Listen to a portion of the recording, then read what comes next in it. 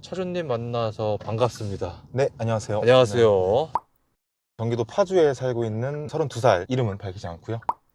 아이오닉 6 익스클루시브 플러스 후륜이고, 옵션은 빌트인 캠이랑 네. 컴포트 플러스 그리고 플래티넘 이렇게 딱 들어간 차량입니다.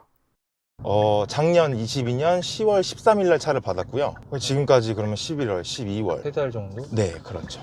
주행한 키로수는 어떻게 되세요? 3,500 정도 탔고요. 자, 계약 후 인도 기간인데요. 어떠셨어요? 작년 8월부터 이게 나온다 그래서 계속 기다렸어요. 부모님 차가 망가져서 그거를 이렇게 해드리는 거였는데 10월 초쯤에 연락이 와서 바로 잡았죠. 그냥 하겠습니다 하고 거의 일주일 만에 나온 것 같아요. 이 차를 사기 전에 그 전 차는 어떤 거를 좀 타셨는지 궁금합니다. 지금 사실 이거 부모님이 타고 계시고요. 지금 제가 타고 있는 거는 X6 가솔린 40i 모델을 타고 있고요. 혹시 그러면 고민하던 차종은 전혀 없으셨네요? 아니요, 이 전기차를 보고 있었고 EV6랑 그리고 아이오닉 5 그렇게 보다가 마침 그때 아이오닉 6가 이제 런칭해서 나온다라는 얘기길래 또 부모님께서도 이왕이면 그래도 새로 나온 차 사는 게 낫지 않냐. 오. 예.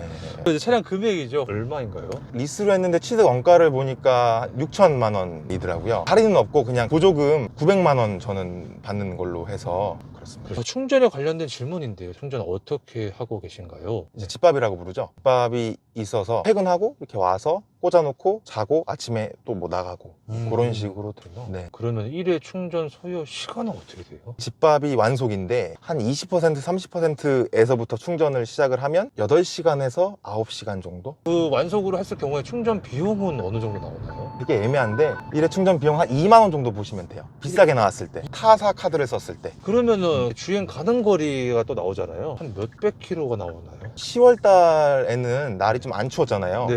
그래서 그때는 찍히는 게 한 500 중반에서 600까지도 찍혔었는데 이제 이렇게 겨울이 되고 나니까 풀충을 하면은 한 500 초반 이렇게 뜹니다. 이 차의 전비인데요. 알고 계신가요?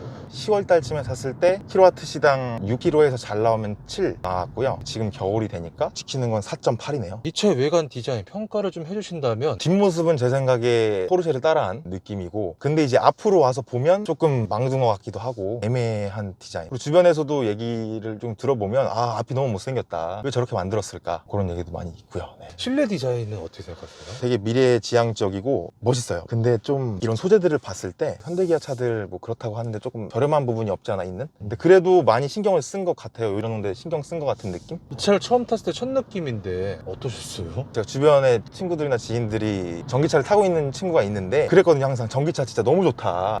근데 저는 안 타봤으니까 뭐 그래도 좋아봤자 얼마나 좋겠냐 하고 나서 처음 딱 받고 처음 드라이빙을 하는데 너무 부드럽고 그래서 너무 좋다고 강추할 수 있습니다. 시트의 착자감 평가를 좀 해주신다면 국산차가 네. 확실히 외제차 대비 좀 더 편하고 좀 넓은 느낌, 실내도 그렇고 뒷자리를 뭐 이따가 찍으실 수도 있겠지만 뒷자리는 진짜 넓어서 근데 그립감은 좀 어떻게 생각하시는지? 좋습니다. 근데 BMW 대비 좀 얇은 것 같고요. 특별히 불편하다 이런 거 전혀 없습니다. 무게감은 좀 어떠세요? 얘도 가볍진 않습니다. 그렇다고 엄청 무겁지도 않고 딱 적당한 것 같아요. 회전 반경인데 특이사항 좀 있나요? 회전방이 되게 커요. 휠베이스가 길다 보니까 돌 때 엄청 길게 도는데, 어머니께서도 가끔 운전을 하시는데 운전을 오래 하셨어요. 딱 타시더니 왜 이렇게 주차가 안 되지? 그러면서 막 말씀을 하셨는데, 그 이유가 휠베이스가 길어서 반경이 크니까 주차가 생각했던 대로 안 들어가고 그런 어려움이 있다라고 하더라고요.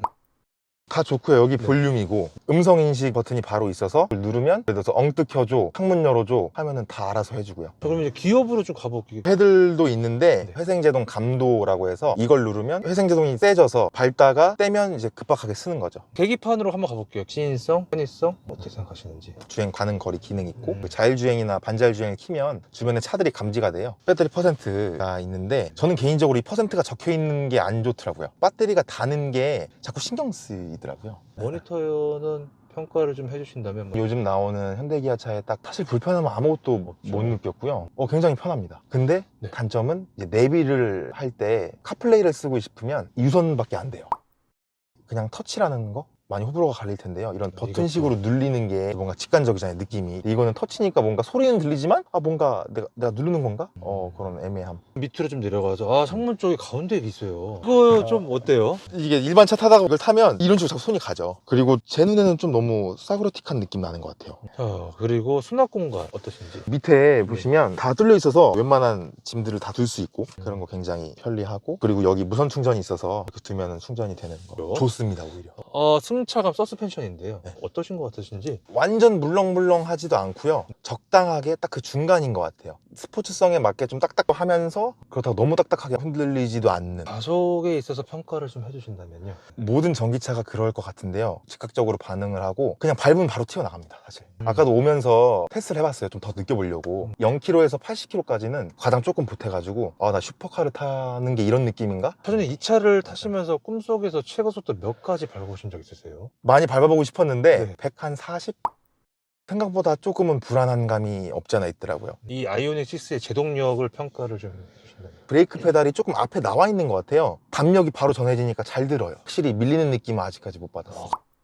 코너링도 엄청 막 세게 이렇게 해보진 않았는데 안정적이긴 했어요. 모드별 변화 좀 여쭤볼게요. 에코, 노말, 스포츠가 있고요. 그리고 하나 더 스노우 모드가 있고, 모드마다 드라마틱한 차이가 잘 없고요. 이 노말에 있다가 스포츠를 놔도 그냥 조금 더 엑셀 민감도가 세진 느낌? 트렁크 사이즈는 어떻게 생각하십니까?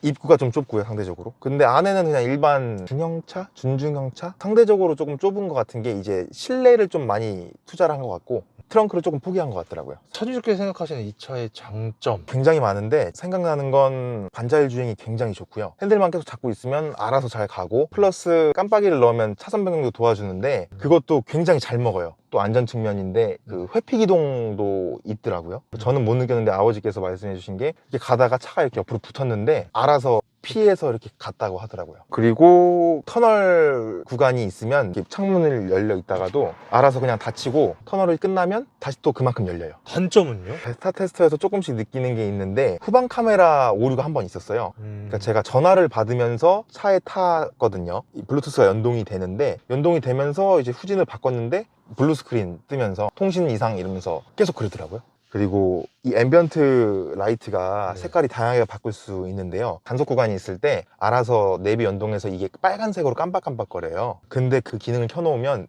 이 앰비언트 색이 보라색이든 파란색이든 어느 순간 빨간색으로 변해 있어요. 지금 와서 보니까 이건 좀 후회된다. 후회되는 부분은 아까 처음에 다 말씀드렸던 건데 색깔? 색깔. 그리고 스피커 옵션 그 정도? 그리고 외관 디자인이 못생긴 거 이외에도 뒤에 하단부나 이렇게 사이드를 보시면 외장 색깔이랑 달라요. 클레딩이라고 부르더라고요. 개인적으로 그걸 그냥 외장 색상이랑 똑같이 통일해줬으면 좀 더 좋지 않았을까. 네. 제가 방금 전에 그 말씀 못 드렸는데 네. 그 리콜이 하나 있었습니다. 리콜 에어플랩이라고 여기 밑에 열리는 부분이 있거든요. 근데 그게 오작동 가능성이 있다 그래서 자, 이 차를 살려면 월 얼마를 벌어야 유지할 수 있냐는 질문인데 좀 무리해서 사도 크게 문제 없는 수준이라고 보면 되겠죠. 충전 비용 정도만 생각하면 되겠죠. 네, 그렇습니다. 월급이 상대적으로 엄청 높지 않다라고 하더라도 모아놓으신 돈이 좀 있고 그 돈을 차에 투자할 의향이 충분히 있다 라고 하시면 구매 비용에 모아놓으신 돈을 다 쓰시고, 그리고 월급이 상대적으로 좀 적다라고 생각하더라도 충전 비용이 적으니까.